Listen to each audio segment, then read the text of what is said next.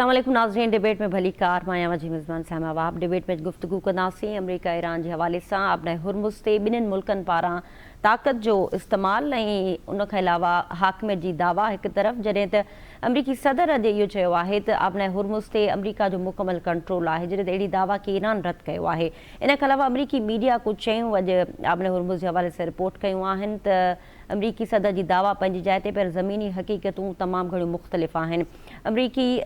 Media जो चवणु आहे त हिन वक़्तु अपने हुरमुज़ जे अंदरि जेके सामूरी जहाज़ आहिनि ऐं जेके कंपनियूं आहिनि उहे अपने हुरमुज़ में वञण खां लवाइनि पियूं ऐं तमामु सिक्योरिटी जेके थ्रेट्स आहिनि जंहिंजे करे हिफ़ाज़ती ख़दशनि जो मुस्तक़िल इज़हार बि कंदा रहनि पिया। अपने हुरमुज़ जॾहिं हिन जंग खां पहिरीं मुकमल तौर ते खुलियल ई त उन आमदो रफ़्त लॻभॻि जेका आहे उहा 100-150 जहाज़ जी उते आमदो रफ़्त थींदी, पर हाणे सिर्फ़ु सिंगल डिजिट में उतां जहाज़ गुज़रनि पिया। उनखां अलावा अमरीकी सदर जो हिकु ॿियो बयानु त ईरान हाणे मुकमल तौर ते तबाह थी चुको आहे ऐं हाणे हू विच ओभर जो बदमाश नाहे रहियो। इन खां अलावा ईरान पारां जेका अपने हुरमुज़ जे हवाले सां ओमान सां मामला तय करण जे हवाले सां जेके ॻाल्हियूं आहिनि उहे बि हाणे हतमी मरहले में दाख़िल थी चुकियूं आहिनि। इन खां अलावा प्रोग्राम जे ॿिए हिसे में अॼु गुफ़्तगू कंदासीं नाज़रीन। पेट्रोल डीलर्स एसोसिएशन पारां हुकूमत सां उन जूं जेके ॻाल्हियूं आहिनि उहे नाकाम थी वियूं आहिनि, जंहिंखां पोइ पेट्रोल पंप्स बंदि करण जो ऐलान कयो वियो आहे। इन खां अलावा गुड ट्रांसपोर्ट्स पारां बि हड़ताल जो ऐलान कयो वियो आहे। इन ओवरऑल सिचुएशन ते गुफ़्तगू कंदासीं, पर सभ खां पहिरीं ईरान अमरीका जे मामले ते ॻाल्हाइण लाइ असां सां वीडियो लिंक ते मौजूदु आहिनि सीनियर सहाफ़ी रज़ा खटी साहब। उनखां अलावा स्टूडियो में मूंसां गॾु मौजूदु आहिनि फारूक मोरई साहब ऐं फ़ोन कॉल ते असांखे जॉइन कयो आहे शकील नाइक साहब। तव्हां सभिनीनि महिमाननि खे भली कार चवंदसि। रज़ा खटी साहब, तव्हां खां शुरूआति करणु चाहियूं पिया। अपने हुरमुज़ तमामु हिन वक़्तु अहम मर्कज़ बणियल आहे हिन जंग जे हवाले सां। अमरीकी दावा हिकु तरफ़, पर जेका अमरीकी मीडिया इन शइ खे रिपोर्ट करे पई त अपने हुरमुज़ जे अंदरि जेके हिन वक़्तु हिफ़ाज़ती मामला आहिनि उहे हाणे अमरीका जे कंट्रोल में न आहिनि रहिया ऐं ईरान बार हा इहो चयो आहे त असांजी मर्ज़ी खां सवाइ हितां को बि जहाज़ नथो गुज़री सघे। तव्हां छा था सम्झो त ॿिन्हिनि मां कंहिंजूं दावाऊं हक़ीक़त ते ॿधल आहिनि? महिरबानी। ज़ाहिर आहे त ईरान खे वॾो बदमाश त चवे थो ट्रम्प, पर अमली तौर ते साबित कयो आहे त सॼी दुनिया जो वॾो बदमाश त आहे उहो, छाकाणि त जंग जॾहिं ईरान सां जूं ॻाल्हियूं हलंदड़ हुयूं, ॻाल्हियुनि जो मरहलो हुयो, ॿिए ॾींहुं सुबुह जो हुन हमलो करे छॾियो ईरान ते। ऐं इहा का नई ॻाल्हि कोन्हे, उन खां अॻु में जून में इहा साॻी सूरत हाल थी। सो बुनियादी तौर ते बदमाश असल में ईरान कोन्हे, बदमाश त अमरीका जो सदर आहे ट्रम्प। हाणे इहा का नई ॻाल्हि बि कोन्हे, सॼी तारीख़ तव्हां वियतनाम खां शुरू थियो, वियतनाम खां पोइ जेको कुझु अफगानिस्तान में थियो आहे, जेको कुझु लीबिया में थियो, जेको कुझु इराक में थियो,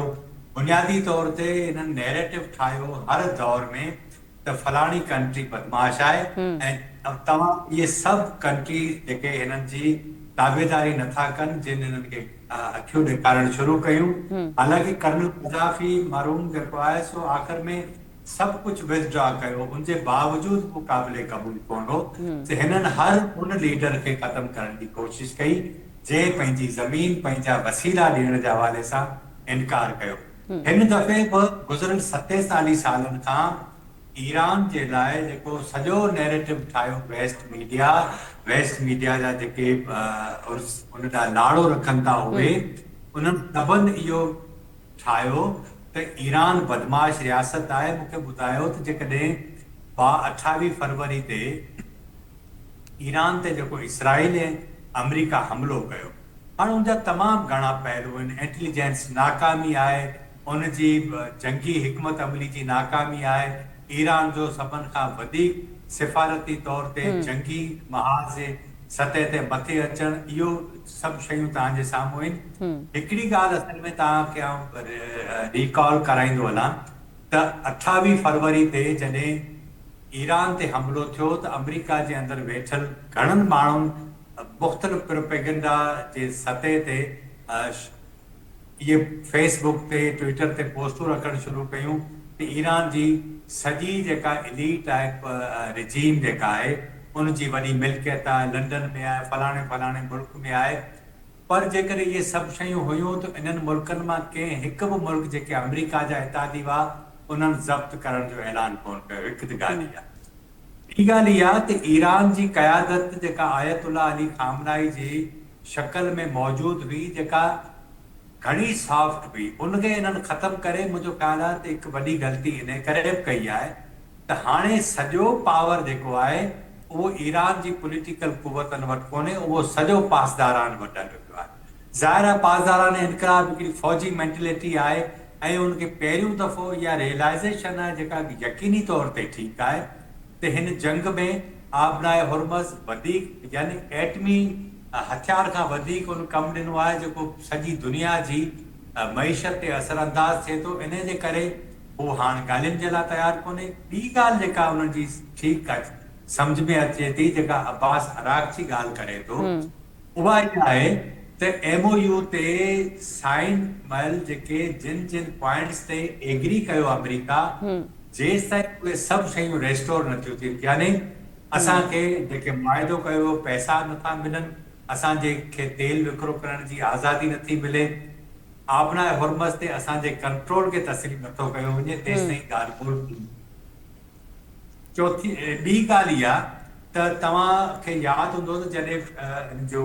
आख़िरी रस्मूं हलियूं पियूं फ्यूनरल जूं आयतुल्ला अली खामनाई जूं, उन वक़्तु अमान सां गॾिजी हिकिड़ो नओं रस्तो हुयो जितां अमेरिका इहो बंदोबस्तु कयो त उतां जहाज़ लॻाइजनि, शिप्स जेके आहिनि। ईरान एतिराज़ कयो ऐं उनजे नतीजे में ईरान फायरिंग कई त जंग वरी शुरू थी।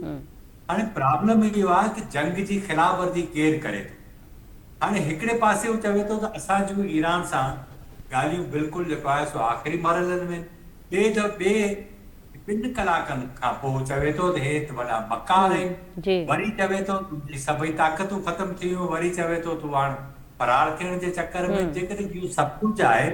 ऐं हू एॾा कमज़ोर थी विया आहिनि त पोइ हिनखे भला बबक्यू हरण जी ज़रूरत कहिड़ी आहे? बिल्कुलु मुंहिंजो ख़्यालु आहे त फासी चुको आहे, मुकमल फासी चुको आहे। ऐं रीजन में तव्हां ॾिसो त जेको त्रिधुरियो मुआइदो थियो आहे, बुनियादी तौर ते इहो हुनखे खणी पाण हिन वक़्तु जेका बि ॻाल्हि करियूं, पर इहो हिकिड़ो नओं बंदोबस्तु आहे अमेरिका प्लस मक्का एग्रीमेंट। उहो इन करे त अमेरिका हुननि जो दिफ़ा न करे सघियो, जंहिंजे नतीजे में तुर्की खे, पाकिस्तान खे, सऊदी अरब खे हिकु पेज ते अचिणो पियो। हाणे पाकिस्तान जी जेका फॉरेन ऑफिस आहे उहा चवे पई त ॿिया मुल्क बि हिन में शामिल थींदा। सो मूंखे लॻे ईअं पियो सूरत घणी चेंज थी आहे। 3 महीना मुश्किल सां आहिनि अमेरिका जे मिड टर्म इलेक्शन में। ट्रंप ते प्रेशर घणो वधे पियो, पर ट्रंप हुनजी आहे उन मां हथ नथो कढे। नेतन्याहू करे ट्रंप जी परेशानी रोज़ बरोज़ वधे पई, उनजे करे उहो इन क़िस्म जूं जेके ख़बरूं करे पियो, असल में बुनियादी तौर ते उहे उनजी परेशानी जो इज़हार आहे। अच्छा रज़ाक साहब, इन हवाले सां बि मीडिया शयूं रिपोर्ट कयूं आहिनि त ईरान चाहे थो त ही जेका जंग आहे उहा नवंबर ताईं प्रोलॉन्ग थिए ऐं ईरान मुस्तक़िल ते कोशिशूं बि करे पियो। ऐं अमेरिका, तव्हां छा था सम्झो मिड टर्म इलेक्शंस में डेमोक्रेट्स जी छा स्ट्रेटजी हूंदी टुवर्ड्स आबनाए हुरमुज़? कुझु शयूं जेके रिपोर्ट थियनि पियूं, जेके कुझु तजिया साम्हूं अचनि पिया, उन में इहो आहे त डेमोक्रेट्स फुली एग्री आहिनि त आबनाए हुरमुज़ जो जेको कंट्रोल आहे उहो भले ईरान ऐं ओमान वटि हलियो वञे, उन्हनि सां उन्हनि खे को सरोकार कोन्हे। त तव्हां छा था सम्झो त अमेरिका जे अंदरि मिड टर्म इलेक्शंस खां पोइ हिन जंग जो मंज़रनामो छा हूंदो? असल में साहिबा सॼी दुनिया में हिकिड़ी नई वेव हली आहे जेका इंतहाई गणती जो बि इन सेंस में आहे त समूरा मज़हबी शिदत पसंद जेके लीडर आहिनि उन्हनि जी शक्ल तव्हां ॾिसो त पॉपुलिज्म वारी आहे। यानी डेमोक्रेसी जी शक्ल में हिकिड़ी पॉपुलिज्म आहे जेका जेके आहिनि लीडरशिप, इहा हिकु त शदीद तरीन नरगिसियत जो शिकार आहे, नैरेसिज्म जो। नंबर 2 इहो थियो आहे त हिकिड़े नैरेटिव जी बुनियादनि ते हलनि था। ऐं ॿी जेका ही जनरेशन आहे इन्हनि खे इहो ॿुधायो वियो आहे, पाकिस्तान हुजे, इंडिया हुजे या दुनिया जे जेके ॿिया कंट्री आहिनि, उन्हनि जे खे इहो हिकिड़ो बावर करायो वियो त उन्हनि जे प्रॉब्लम्स जो जेको बुनियादी सबबु आहे उहो करप्शन आहे। हाणे असल में करप्शन आहे सबबु, हिन खां इनकार कोन्हे, पर सवाल इहो आहे त छा वाकई इहो मर्ज़ आहे या उनजो हिकिड़ो साइड इफेक्ट आहे बुनियादी तौर ते। बिल्कुलु। सो ट्रंप जो इशू इहो आहे त उनजी पॉपुलरिटी तमामु घणी घटी आहे, पर जेकॾहिं पाण इहा ॻाल्हि करियूं त हू मुकमल तौर ते ख़तमु थी वियो आहे ईअं कोन्हे। जेकॾहिं हू फर्ज़ कयो, पाण थोरी देरि जे लाइ इहा ॻाल्हि मफ़रूज़े ते बि ॻाल्हायूं त जेके नवंबर में मिड टर्म इलेक्शन आहिनि उनमें सेनेट में उनखे अक्सरियत नथी मिले त उनजे बावजूद बि हू इन पोज़ीशन में हूंदो अमेरिकी सदर जा जेके बि अख़्तियार आहिनि हू उनखे एंटरटेन कंदो उनखे इंजॉय कंदो हा इहा ॿी ॻाल्हि आहे त हू पार्लिमानी सतह ते कमज़ोर थी वेंदो उनजी इम्पीचमेंट जा चांस वधी वेंदा ऐं उनजे इहो ई सबबु आहे त हिन जंग में हिनखे नेतनयाहू शामिल इन करे कयो त जेकॾहिं तूं ईरान खे गोॾनि भर बीहारे छॾियो उते रिजीम चेंज थी वई त तुंहिंजी सॼी अमेरिका में वाह वाह थी वेंदी तूं बि इलेक्शन खटे वेंदे ऐं नेतनयाहू चयो त आउं बि इलेक्शन खटे वेंदसि पर असल में सॼो प्लान नाकाम थी वियो ईरान जी सॼी जेका बुनियादी सॼो प्लान खे नाकाम कयो उनजो सबबु इहो त ईरान ऑलरेडी तयारी कई हिकु ॻाल्हि इहा ॿी जेका तव्हां ॻाल्हि कई त ईरान असल में हिन जंग खे डिघो करणु चाहे थो कल्ह मुंहिंजो ख़्यालु आहे त पासदारान जेके कमांडर जे मुशीर जो हिकु बयान जारी थियो आहे जंहिंमें हुन चयो त असां सदर ट्रम्प जे यानी सदारती दौर ताईं अमेरिका सां ॻाल्हियूं जेका शयूं आहिनि सोचण जूं इहे आहिनि त ही उन हद ताईं तयार आहिनि हाणे जेकॾहिं फर्ज़ कयो उन वटि 80,000 ड्रोन आहिनि ऐं हिन जंगबंदी दौरान उन वधीक उनजा कारखाना जेके आहिनि उहे कमु कनि पिया उहे ठाहिनि पिया हाणे हिकिड़ो ड्रोन जेकॾहिं $30,000 जो आहे ऐं उहो 40-50 ड्रोन मुख़्तलिफ़ पॉइंट्स तां उतां मोकिले थो त इंटरसेप्ट जेके आहिनि मीज़ाइल यानी हिनजा जेके ॿियो हिकिड़ो आहे मीज़ाइल उन्हनि जा ज़ख़ीरा इहे अमेरिका वटि ख़तमु थी विया आहिनि चवे थो त असांखे ॾियो असां रशिया जा ड्रोन रोके सघूं था उनजा मीज़ाइल रोके सघूं था अमेरिका बुनियादी तौर ते तमामु घणी परेशानी में आहे ट्रम्प असल में ख़बरूं त वॾियूं कयूं ट्रम्प खे अंदाज़ो हो त असां कमु करे वेंदासीं पर पेंटागोन हुनखे रोकींदो रहियो ऐं हुन इहा ॻाल्हि कोन मञी पंहिंजी कैबिनेट जी ॻाल्हि कोन मञी अॼु जेका सूरत हाल इहा थी आहे त आलमी मार्केट शदीद बहरान में आहे हिकिड़ी ॿी ॻाल्हि ॿुधाइणी में हुजणु घुरिजे त ही ट्रम्प जो दौरु आहे जंहिंमें पहिरियों दफ़ो ईअं थियो त हुनखे चयो वियो त इहा जंग जंहिंमें तूं दाख़िल थियो आहीं उहो बुनियादी तौर ते जंग जे में असां शामिल न हुयासीं न तो असां सां मुक़ाबिलो कयो ऐं हिकिड़ो ॿियो टेक्निकल पॉइंट इहो त अमेरिका ते डायरेक्ट ईरान हमिलो कोन कयो आहे करे कोन थो सघे तो इहो जेको शिक 5 आहे हिनजी नेटो आरती उहो बि अप्लाई नथी थिए त ही पहिरियों दफ़ो थियो आहे कैनेडा नाराज़ आहे यूरोपियन कंट्रीज़ नाराज़ आहिनि हाणे ही सभिनि सां मोह अटकाईंदो थो वधे ऐं उनजे नतीजे में उनजी जेका अच्छा रज़ाक साहब मुख़्तसरन इन ते कमेंट कजो त पोइ मां ॿियनि महिमाननि ॾे वेंदसि त आफ्टर नवंबर छा सिनेरियो आहे अगरि सदर ट्रम्प इम्पीच थियनि था त पोइ जेका ऐवान आहे उनजे अंदरि नुमाइंदगी डेमोक्रेट्स जी थिए थी त पोइ उहे हिन जंग जे लाइ छा स्ट्रेटजी अख़्तियार कंदा जो अमेरिकन जो कानून आहे न उनमें इहो आहे त जेकॾहिं इम्पीचमेंट जी सूरत हाल अचे थी ऐं ट्रम्प खे अंदाज़ो थी वञे थो त शायदि इहा सक्सेस थिए त पोइ उन सूरत में जेकॾहिं हू रिज़ाइन करे त जेको आहे जेडी वैंस आहे पावर शिफ्ट थी ठीकु आहे जेडी वैंस असल में हिन जंग जे अंदरि मुखालिफ़ रहियो जंग डिघी कतई न थी घुरिजे हिकु त ॻाल्हि ॿी जेका ॻाल्हि सोचण जी इहा आहे त ट्रम्प जेको आहे उहो बुनियादी तौर ते फॉसल फ्यूल वारा जेके कारखाने यानी कंपनीज़ आहिनि जेके तमामु घणी इन्वेस्टमेंट उन्हनि कई हुई हथियारनि जा जेके वॾा सनतूं आहिनि उन्हनि ते ट्रम्प ते वॾी महिनत कई सो उन्हनि जी कोशिशि इहा हूंदी त कंहिं बि सूरत में ट्रम्प जे लाइ न थिए ऐं तव्हां ॾिसिजो त हिन नवंबर खां अॻु में ट्रम्प जे हक़ में एक्स ते या ॿिया जेके सोशल मीडिया प्लेटफॉर्म आहिनि उन ते हिकिड़ी शदीद क़िस्म जी वॾी नैरेटिव कंपेन हलंदी ट्रम्प जे हक़ में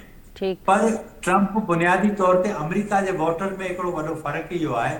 त उहो माशी तौर ते जॾहिं धकिजे थो त उन वटि इहो रोमांस आहे पॉलिटिकल उहो एतिरो अहमियत नथो रखे जेतिरी उनजी माशी सूरत हाल जेका इफेक्ट थिए थी उहो उनजे लाइ अहम हूंदी आहे सो वॾी आहे ऐं तव्हांखे ख़बरूं तव्हां ॾिसंदो हूंदो त मुख़्तलिफ़ स्टेट मां सेनेटर्स प्राइमरी ऐं स्टेज उहे क्रॉस कंदा अॻिते वधनि पिया त जेकॾहिं ट्रम्प नाकाम थो थिए त मुंहिंजो ख़्यालु आहे त इहा सॼी दुनिया जी कामयाबी हूंदी, अवां जी, असांजी, छाकाणि त फ़लस्तीन जे अंदरि बर्बादी लॻी पई आहे, दुनिया जे ॿियनि माण्हू जेके कमाइनि था उहो पूरत नथा करे सघनि। सो पाण जी सभिनि जी इहा ख़्वाहिश आहे, पाण ज़ाहिर आहे ख़्वाहिश करण ॿी ॻाल्हि आहे, फ़ैसिलो अमेरिका बिल्कुलु। ऐं असां इन ते बि ईंदड़ प्रोग्रामनि में गुफ़्तगू कंदासीं ऐं कोशिशि मुंहिंजी इहा हूंदी त असां स्पेसिफिक नवंबर खां अॻु में जेका हिन वक़्तु अमेरिका जी पॉलिटिकल सिचुएशन आहे ऐं वॉर पावर जे हवाले सां इवन जेको वॉर जो जेको इदारो आहे पीट हेग्सेथ जंहिंखे लीड कनि पिया, उन्हनि केतिरी अचीवमेंट हासिल कई आहे इलेक्शन कैंपेन में, जेके सदर ट्रम्प वादा दावाऊं कयूं हुयूं, चाहे उहो मुख़्तलिफ़ जेके उन्हनि स्लोगन्स रखिया पंहिंजे इलेक्शन कैंपेन में, उन ते उहो केतिरो लथो आहे, इन सॼे मंज़रनामे ते पाण कोशिशि कंदासीं त ईंदड़ प्रोग्राम में गुफ़्तगू कयूं त जीअं नवंबर ताईं असां जेका सूरत हाल आहे उनखे सही सां सम्झी सघूं। फारूक साहब, तव्हां ॾे अचूं था ईरान ऐं अमेरिका जे हवाले सां। अॼु सदर ट्रम्प जो बयानु त हाणे ईरान तबाह थी चुको आहे, ॿिए पासे ईरान जी दावा त हुर्मुज़ बि असांजे कंट्रोल में आहे। तव्हां छा था सम्झो मिडल ईस्ट जे अंदरि, जीअं अब्दुल रज़ा खटी साहब चयो त जेको मक्का मुआहिदो आहे इहो बि इन जो ई हिकिड़ो साइन आहे त अमेरिका हाणे मिडल ईस्ट खे सिक्योरिटी नथो ॾेई सघे, त तव्हां मंज़रनामो कीअं पिया ॾिसो? त भई जेको आहे सो ट्रम्प इहो चयो त जेको आहे सो ईरानी क़यादत जेको आहे बेयकीनी जो शिकार आहे ऐं हुननि वटि पैसा कोन्हनि के, महांगाई जी शरह 300% खां वधी वई आहे ऐं असां जेके हुननि जे मुआशी पाबंदियूं लॻायूं आहिनि ऐं नाकाबंदी कई आहे उन में जेको आहे सो हू ईरान परेशान आहे ऐं उन में जेको आहे हिन जेको गुज़िश्ता रोज़ जेको ट्रम्प जे जेको सोशल मीडिया जेको आहे पंहिंजो प्लेटफॉर्म आहे सोशल ट्रुथ, उन ते हिन हिकिड़ो अहिड़ो बयानु ॾिनो त भई जेको आबनाए हुर्मुज़ ते असांजो मुकमिल कंट्रोल आहे। उन जे जवाब में जेको ईरान जो वज़ीर ख़ारिजा आहे अब्बास अराग़ची, उन चयो आहे त भई जेको आहे सो अमरीकी सदर खे सम्झायो वञे त इहा इंटेलिजेंस जी नाकामी आहे, हुननि जेको ईरान ते हमिलो कयो उहा बि हुनजी इंटेलिजेंस खे का ख़ासि ख़बर कान हुई ऐं हुननि जेको आहे बेबुनियाद जेको आहे हुन ते फर्ज़ी जेको आहे हुननि खे जेको पेश कयूं उन ते हमिलो कयो वियो ऐं अहिड़ी ॻाल्हि कान्हे, ईरान एतिरो कमज़ोर कोन हो जेतिरो जेको उते अमेरिका जे साम्हूं या सदर ट्रम्प जे साम्हूं उनखे पेश कयो वियो ऐं हुननि जेको आहे सो इहो बि चयो आहे त भई जेको आहे सो असां पंहिंजे मुतालबनि ते जेको आहे बसि बिल्कुलु जेको आबनाए हुर्मुज़ जो जेको मुतालबा अमल खे बंदि करण जो आहे, जेसि ताईं असांजा मुतालबा पूरा न थींदा। हींअर जेके ॿ मुतालबा वॾा मुतालबा जेके ईरान कया आहिनि न, जंहिं ते अमरीका ख़ुदि मुझी पियो आहे, उन में इहो हिकिड़ो मुतालबो इहो आहे त भई जेको आहे सो हीअ जेके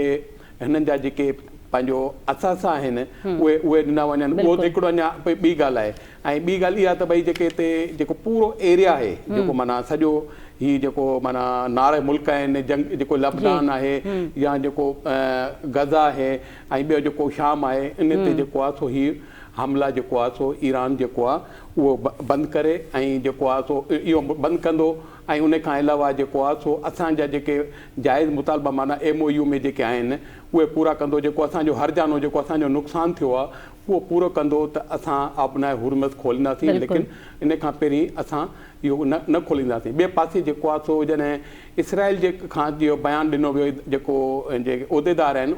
उन्हनि चयो त असांजो पंहिंजी पॉलिसी आहे, असांजी अमेरिका जी पॉलिसी कान्हे का, असां लुबनान ते हमिलो कयूं, उते कब्ज़ो कयूं, उते जेको असां फ़ौजूं उते रखूं कढूं, इहा असांजी पंहिंजी पॉलिसी आहे, इन में अमेरिका मुदाख़लत नथो करे सघे। हाणे सूरत हाल जेको आहे सो इहा आहे त भई जेको आहे सो हाणे तमामु जेको आहे इहे ॿई जेके आहिनि जेको भई असांजो जेको आहे सो पूरे खिते में जंग बंदि कई वञे ऐं उन खां अलावा इहो त भई जेको आहे सो असांजो नुक़सानु भरे जो सदर जो मां पहिरीं बि ॻाल्हि करे चुको आहियां, ट्रम्प इन ॻाल्हि ते चिड़ियल आहे त भई जेको आहे हेतिरा मुज़ाकरा थिया इन में त कॾहिं ईरान असां खां हर्जाने जो मुतालबो कोन कयो, हाणे छो थो करे? हींअर ईरान जेको आहे उहा जंग खटे चुको आहे, हू हींअर मज़बूत आहे, हींअर हू जेको पहिरीं जेकॾहिं हीउ मुआइदो थी वञे हा त शायदि को हिन में मसइले जो हल निकिरे अचे हा, लेकिन हींअर ईअं कोन्हे को, हींअर ईरान जेको आहे सो तमामु जेको आहे सो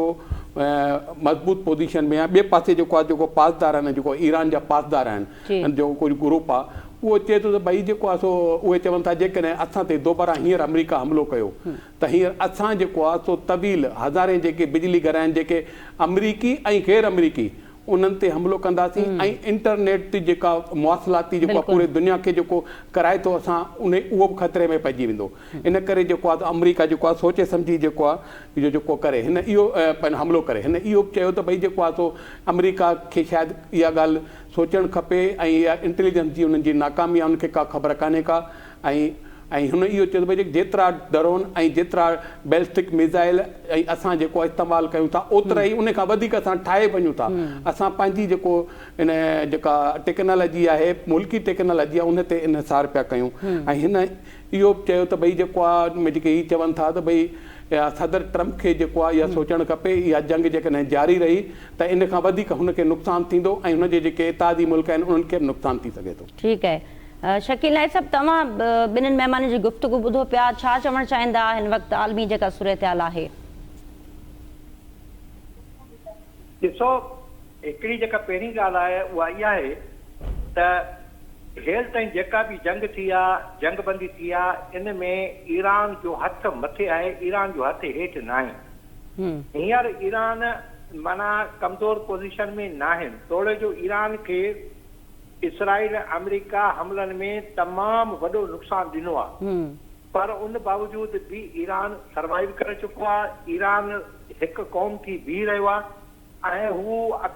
इसराइल तोड़े अमेरिका जे साम्हूं अखियुनि सां मिलाए ॻाल्हाए पियो, हमलनि जो जवाबु हमलनि सां ॾिए पियो। ईरान जी इन खां वॾी ॿियो कहिड़ी कामयाबी हूंदी त जेके नार जा घटि में घटि 12-13 मुल्क आहिनि, इन सभिनी में जॾहिं अमेरिकी अॾा हुआ जंहिंमें 20 खां 25 हज़ार अमेरिकी फ़ौजी हुआ, ईरान उन्हनि अॾनि खे तबाह करियो ऐं 20 खां 25 हज़ार जेके अमेरिकी फ़ौजी हुआ उहे भॼी विया, उन्हनि लिकी जान छॾाई। ऐं अमेरिका जे आॾो हाणे ॿियो को बि रस्तो कोन्हे सवाइ इन जे त हू ईरान सां जेको MOU सही कई थिए त उन ते अमल करे, जे न त हाणे जॾहिं सिर्फ़ु उनजे आम चूंडनि में 2 महीना पिया आहिनि, 2 महीने खां पोइ सदर ट्रम्प खे उहा शिकस्त ॾी जो सदर ट्रम्प उन तसवुरु नथो करे सघे। ऐं जीअं विचे मुदे जी चूंडनि में खेसि शिकस्त मिली त पोइ इहो तव्हां तइ सम्झो त डिसंबर या जनवरी जे ट्रम्प जो इक़्तिदार बि ख़तरे में पइजी सघे थो। उन करे ट्रम्प जो हाणे पंहिंजो सर्वाइवल बि इन में आहे त हीअ जंग ख़तमु थिए, जेको बि MOU सही थियो आहे या इनमें का तरमीम करणी आहे, इनमें कोई इज़ाफ़ो करिणो आहे की इनमें घटिताई करणी आहे, उहो करे जान छॾाए न। ठीकु आहे, तमामु वॾो सियासी नुक़सानु पहुची सघे थो। जी ठीकु आहे रज़ा खड़ी साहब, वॾी महिरबानी, तव्हां वक़्तु ॾिनो ऐं अहम न अहम मौज़ू ते तव्हां पंहिंजो तजियो शेयर कयो। नाज़रीन, प्रोग्राम में महिमाननि जी गुफ़्तगू जारी आहे, हिते मुख़्तसिर ब्रेक वठूं था। ब्रेक खां पोइ मुल्क अंदरि जेको तवानाई जी सूरतहाल आहे, पेट्रोलियम शयुनि जे अघनि जे हवाले सां अॼु एहतजाज जो ऐलान कयो वियो आहे। इन सॼी सूरतहाल ते गुफ़्तगू कंदासीं, असां सां गॾु रहिजो।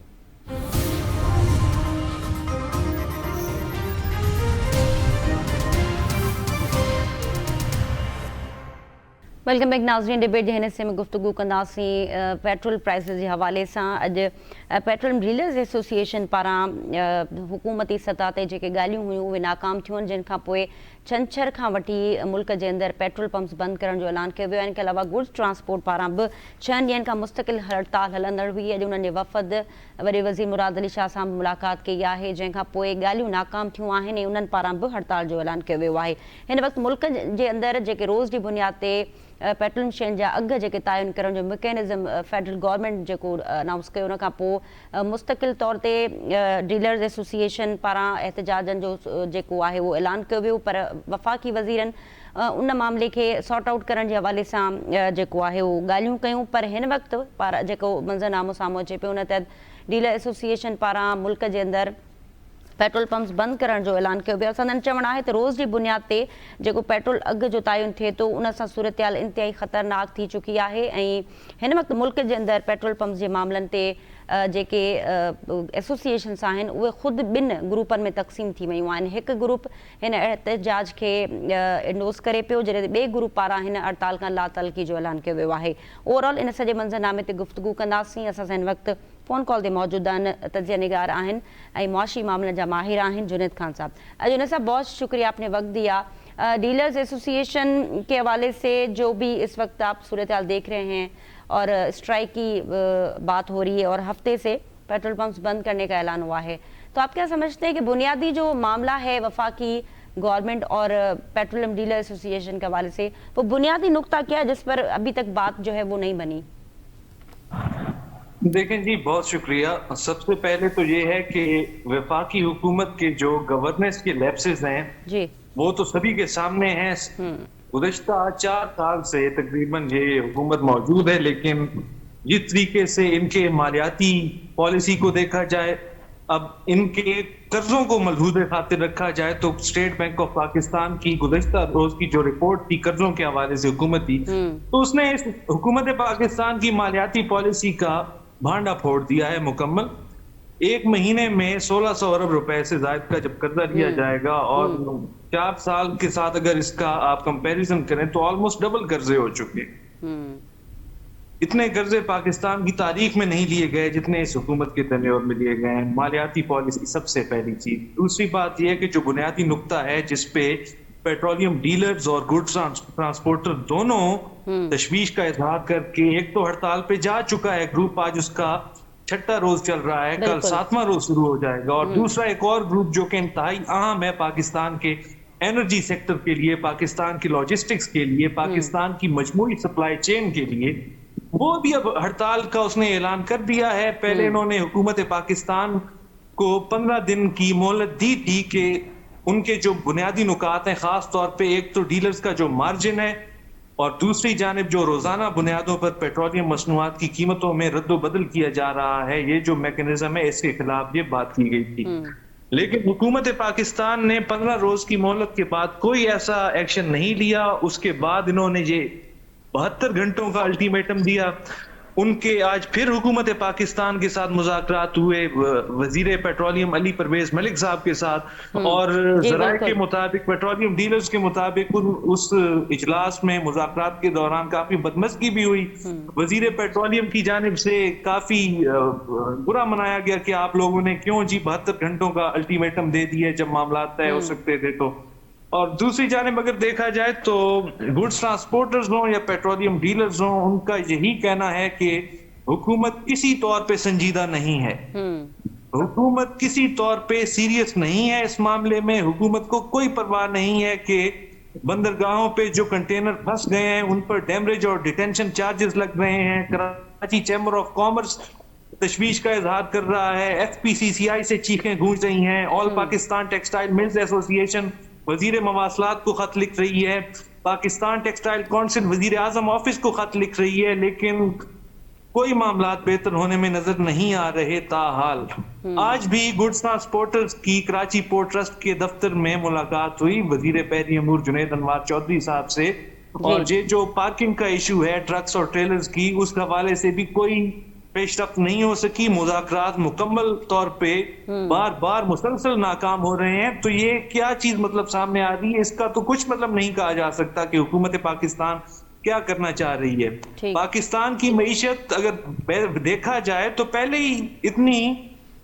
کنسرن اس میں پیدا ہو چکے ہیں کہ اس کو کیسے رن کیا جائے. خرم شہزاد صاحب تو اپنے ٹویٹس میں کہہ رہے ہیں کہ فسکل ڈیفیسٹس ہم نے کم کر لیا ہے 2.6% آف دا GDP، لیکن گراؤنڈ ریئلٹیز تو ہم کچھ اور دیکھ رہے ہیں، ہم فیلڈ رپورٹنگ کرتے ہیں. بالکل. اچھا جنید صاحب، تو اب آپ کیا سمجھتے ہیں کہ جو انرجی کرائسس ویسے ہی دنیا فیس کر رہی ہے ایران وار کے حوالے سے، تو آپ یہ جو انٹرنلی معاملات ہیں یہ ان کو ٹھیک کرنے کے لیے آپ کیا سمجھتے ہیں؟ وفاقی گورنمنٹ ان کو ٹھیک کرنا نہیں چاہتی یا پھر کیپیسٹی کا ایشو ہے؟ دیکھیں، حکومت پاکستان، اس میں کوئی شک نہیں ہے کہ کیپیسٹی ایشو تو بہت زیادہ ہے، اور دوسری بات یہ ہے کہ حکومت کبھی بھی اسٹیک ہولڈرز کو شامل نہیں کرتی اپنے کسی بھی فیصلے میں، اور نہ اس کو ضرورت ہے. ٹھیک. دوسری بات یہ ہے کہ جو کانفیڈنس ہوتا ہے اسٹیک ہولڈرز کا، پبلک کا، عوام کا، وہ حکومت میں آپ کے سامنے ہے. آپ overseas investors chamber of commerce and industry کی بزنس کانفیڈنس رپورٹس اٹھا کے دیکھ لیں، آپ کا بزنس کانفیڈنس تو ڈکلائن میں ہے، ریٹروگریشن میں جا رہا ہے. اور دوسری جانب اگر بات کی جائے تو جس طریقے سے موجودہ حالات چل رہے ہیں تو گڈس ٹرانسپورٹرز کی یہ ہڑتال ہے، اس سے اربوں روپے کا پاکستان کو نقصان ہونے جا رہا ہے. دوسرا انرجی سیکٹر کو دیکھا جائے تو حکومت کا یہ جو جواز ہے کہ ایران امریکہ جنگ، جب ان سے سوال پوچھا جائے وزراء سے، وہ یہی کہتے ہیں کہ جی ایران امریکہ جنگ کی وجہ سے. لیکن سوال یہ ہے کہ کیا روزانہ بنیاد پہ بحری جہاز آتے ہیں پاکستان میں کنسائنمنٹس لے کے؟ اس طریقے سے تو نہیں ہے. مطلب یہ تو اوپر لیوی جس طریقے سے عائد کر رکھی ہے, کسٹم ٹیکسز ہیں, دیگر ٹیکسز ہیں, اس حساب سے تو دیکھا جائے تو کوئی جواب نہیں. ٹھیک ہے فاروق صاحب, ٹھیک ہے, لائن میں تھوڑا ایشو آ رہا ہے. جنید صاحب, فاروق صاحب तमामु ॿुधाइजो. जुनैद साहब सां कोशिशि कयूं त ॿिए राब्तो करे वठूं. तव्हां छा था सम्झो गुड ट्रांसपोर्ट जे हवाले सां? 6 ॾींहं अॼु उन्हनि जे एहतजाज कया आहे. ॿिए पासे पेट्रोलियम एसोसिएशन पारां बि छंछर खां मुल्क जे अंदरि पेट्रोल पंप्स बंदि करण जो ऐलान कयो आहे. तव्हां छा था सम्झो, जीअं असां पंहिंजे पोएं प्रोग्राम में बि हिन खे डिस्कस कयो हुयो त पेट्रोल जे जेके रोज़ानी बुनियाद ते तयन थिए थो उन ते वॾो मसइलो आहे ऐं हिन वक़्त ताईं हुकूमत हिन मामले खे एड्रेस न करे सघी आहे. त तव्हां छा था सम्झो त बुनियादी तौर ते मामिलो किथे अटकियल आहे? ॾिसो, ॻाल्हि इहा आहे त भई जेको आहे सो इहो कंहिं बि मुल्क में कोन्हे को त भई जेको आहे सो रोज़ाना जी बुनियाद ते तव्हां पेट्रोल जूं क़ीमतूं जेको आहे हेठि मथे कयो. मां अॼु मुंहिंजी ॻाल्हि थी आहे जेको आहे सो बर्तानिया में जेको आहे हिकिड़े दोस्त सां मुंहिंजी ॻाल्हि थी. उन मूंखे इहो चयो त हा इहो ज़रूरु आहे त मुख़्तलिफ़ पेट्रोल पंपनि ते मुख़्तलिफ़ क़ीमतूं ज़रूरु आहिनि, हेठि मथे घटि वधि आहिनि, लेकिन ईअं न आहे त रोज़ाना जे बुनियाद ते जेको आहे उते कोई जेको आहे पेट्रोल जेको आहे क़ीमतूं थियनि थियूं. इहो पाकिस्तान ई आहे जिते जेको आहे सो रोज़ जी बुनियाद ते हाणे पेट्रोल पंप जेको आहे खपे पियो थो, ईअं कोन्हे को. बाक़ी इहो जेको अॼु को इजलास थियो जेको वफ़ाक़ी वज़ीर जेको पेट्रोलियम आहे अली परवेज़ मलक जेको आहे उन सां जेका ॻाल्हि ॿोल थी उन में जेको आहे पेट्रोलियम डीलर्स एसोसिएशन में 2 ग्रुपनि में जेको आहे विराइजी वई. सेंट्रल पंजाब ऐं ख़ैबर पख्तूनख्वा जा जेके पेट्रोल पंप आहिनि उहे जेको आहे हुकूमती ॻाल्हि ते राज़ी आहिनि, जॾहिं त जेको आहे सो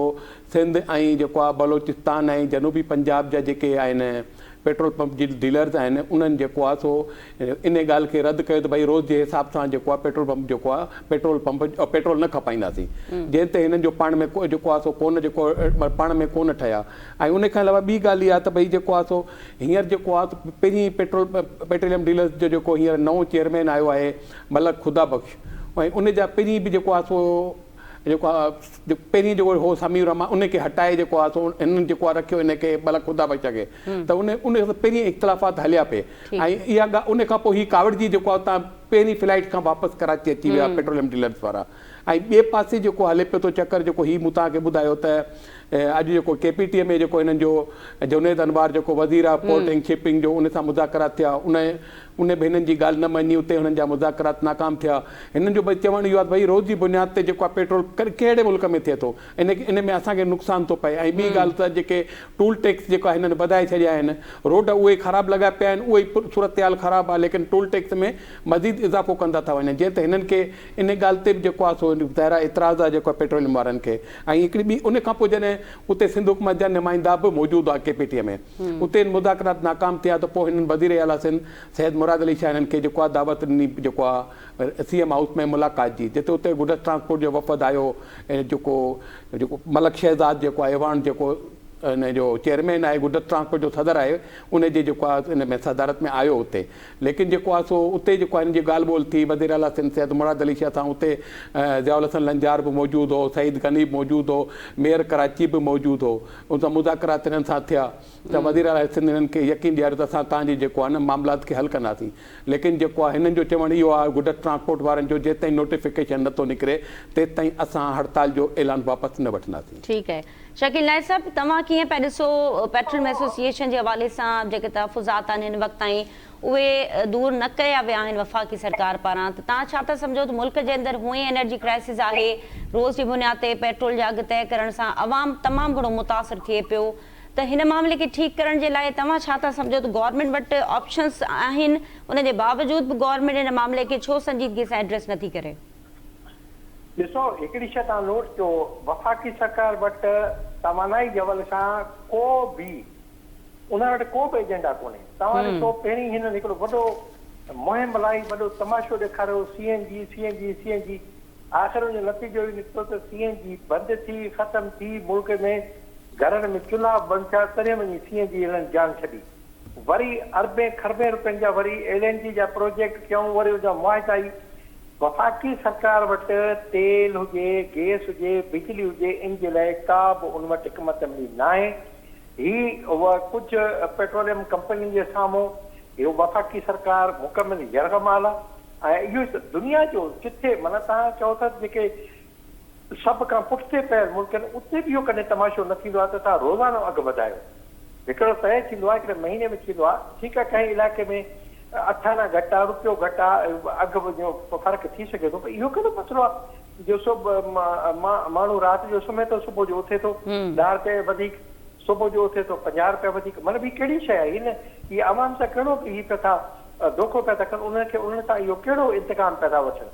चवण जो मक़सदु आहे त वफ़ाक़ी सरकार वटि का बि पॉलिसी कोन्हे, उन्हनि वटि तेल आहे, हर शइ आहे, पर जरगमाल या कुझु कंपनी ॿी वफ़ाक़ी सरकार खां वधीक ताक़तवर जेका ओघर आहे, ऐं इहो ओघरा सिधी अणसिधी तरह IMF जे चवण ते पाकिस्तान जे अवाम जे निड़ी ते न ॾेई उनखे घुटो ॾियण जी कोशिशि करे, ॿियो कुझु बि कोन्हे। वफ़ाक़ी सरकार अॼु बि जेकॾहिं हिमत करे ऐं पंहिंजो अवामी जेके मामला आहिनि सभिनी खे ॾिसी करे त अॼु बि पेट्रोल जी क़ीमत 150 रुपया फी लीटर खां वधीक अघु थी बि नथो सघे। पर ॻाल्हि इहा आहे यरगमाल पेट्रोलियम कंपनी अरबे खरबे रुपया अवाम खां लुटनि पिया, तंहिंजे करे वफ़ाक़ी सरकार उन्हनि में हथ छो विझंदी? ऐं वफ़ाक़ी सरकार जो इहो मथे जो सूर बि कोन्हे तूं अवाम ख़ातिर इन्हनि सां फॾो करे, तंहिं करे अवाम इहो पियो लुटजंदो रहंदो ऐं ईअं ई जेके इहे तेल कंपनियूं इहे अवाम जे जेब मां ईअं ई पैसा कढंदी रहंदियूं। ऐं वफ़ाक़ी सरकार पोयनि तव्हां 20 खां 25 साल ॾिसो उन्हनि जी न तेल जी का पॉलिसी आहे, न गैस जी आहे, न बिजली जी आहे, न LNG जी आहे, कंहिं बि हवाले सां उन्हनि जी का अहिड़ी जामिया पॉलिसी न आहे जंहिंमां सम्झे त भई अवाम जे भले लाइ या मुल्क जे भले जे लाइ या मुल्क जे आईंदे जे लाइ अहिड़ी का बि ॻाल्हि कोन्हे, जंहिं करे अवाम में पिसजी रहियो आहे ऐं को बि इन ते बिड़क कुछण लाइ तयारु न आहे। अच्छा जुनैद साहब, आप सुन पा रहे हैं? जी जी सर बताइएगा कि अब वे फॉरवर्ड क्या है? फेडरल गवर्नमेंट जो है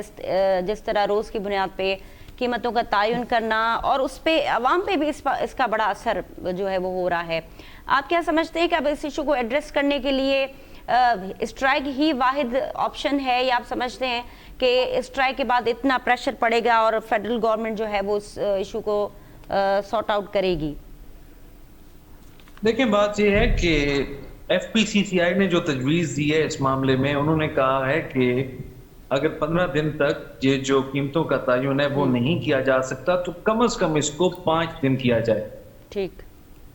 और दूसरी जानिब अगर बात की जाए तो ज़ाहिर है हड़ताल से पाकिस्तान की जो मजमूई तौर पे माशी सूरत हाल है उस पर काफ़ी इम्पैक्ट पड़ रहा है। और जो ट्रांसपोर्ट ओनर्स एसोसिएशन ने आदाद शुमार जो जारी किए हैं तो मौजूदा जो 6 दिन है इसमें 50 अरब रुपए का नुकसान हो चुका है मईशत को। तो बात यह है कि पाकिस्तान की मईशत इतने नुकसानात को बर्दाश्त तो नहीं कर सकती, ना अफोर्ड कर सकती है, तो इसमें कोई ना कोई हल तो निकालना पड़ेगा। इसका हल ये है कि सबसे पहले तो हुकूमत और स्टेक होल्डर्स इकट्ठे बैठें और ये बात तय हो कि जब भी कोई नई पॉलिसी लागू की जानी होगी तो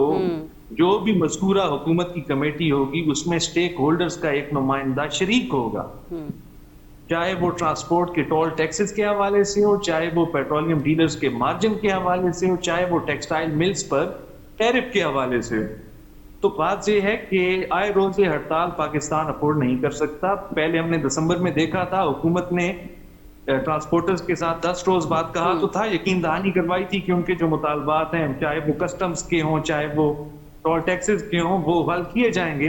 लेकिन इस बार ट्रांसपोर्टर्स भी डट के बैठ गए हैं कि जब तक नोटिफिकेशन नहीं होगा, तहरीरी ऑर्डर नहीं आएंगे, वो बैठेंगे। और उन्होंने ये कह रखा है कि 6 माह तक हड़ताल करनी पड़ गई तो वो जारी रखेंगे। लेकिन बात फिर वही है कि हुकूमत पाकिस्तान के मुताबिक संजीदा दिखाई नहीं दे रही। जो वज़ीर मवासलात की सरबराही में कमेटी बनाई गई है जिसके साथ मुज़ाकरात मुसलसल जारी हैं और मुसलसल ना। ठीक है फारूक साहब, तमाम ॿुधाइजो त वे फॉरवर्ड छा आहे, इन मसइले खे हुकूमत कीअं हल कंदी हाणे?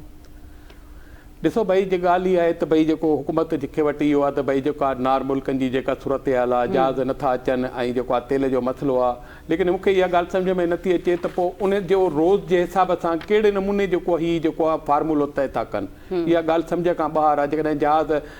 घटि पिया अचनि या जेको कुझु आहे रोज़ाने जे हिसाब सां जेको इंटरनेशनल मार्केट में जेको आहे हिन पहिरीं फार्मूलो रखियो आहे, उन में जेको आहे हीउ कीअं पूरो कंदा। ऐं उन खां अलावा ॿी हिकिड़ी तव्हांखे ॻाल्हि ॿुधायां त भई जेको आहे सो जेके पावर हाउसिस जेके प्राइवेट जेका जिथां बिजली पैदा थिए पई थी,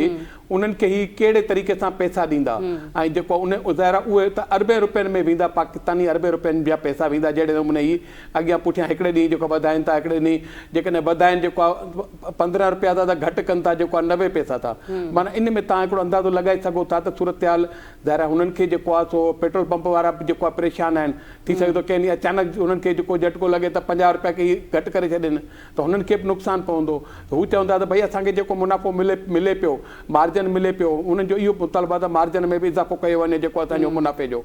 इहो बि हिकिड़ो जेको हुन में जेको मुतालबो आहे। हाणे सूरत हाल इहा आहे त भई जेको आहे सो हुकूमत मञण जे लाइ तयारु कान्हे। ऐं जेको ज़ाहिर आहे पहिरीं जेको नार मुल्कनि जी सूरत हाल, पहिरीं मुआशी सूरत हाल ख़राबु आहे। ऐं वधीक जेको आहे हींअर जेका हिननि जी हड़ताल आहे, हिन जी त हिन जुनैद साहिबु इहो ॿुधायो त भई जेको आहे 50 अरब रुपयनि जो नुक़सानु हिन महिल ताईं थी चुको आहे गुड ट्रांसपोर्ट जी हड़ताल में। ऐं जेको आहे सो जेकॾहिं इहा सूरत हाल रही त भई अञा वधीक जेको आहे सो नुक़सानु थींदो। लेकिन मुंहिंजो ख़्यालु आहे वफ़ाक़ी हुकूमत खे इन ॻाल्हि जी का परवाह कान्हे का। फ़िलहाल त जेको आहे हुननि हू पंहिंजे जेको आहे सो ॻाल्हि ते जेको आहे क़ाइमु आहिनि, बेज़द आहिनि त हुकूमत जेको आहे सो हिननि खे जेको आहे भली तव्हां हड़ताल कयो, कुझु बि कोन्हे, असां पंहिंजी मर्ज़ी हलाईंदासीं। हालांकि 15 ॾींहंनि जी हुकूमत मोहलत वरिती हुई। बिल्कुलु ठीक है। जुनैद साहब बहुत शुक्रिया, आपने वक्त दिया। फारूक साहब तव्हांजो ऐं शकील नाइक साहब तव्हांजी बि वॾी महिरबानी। नाज़रीन, डिबेट में महिमाननि जी गुफ़्तगू तव्हां ॿुधी। फ़िलहाल एतिरो ई ॾींदा इजाज़त। अल्लाह हाफ़िज़।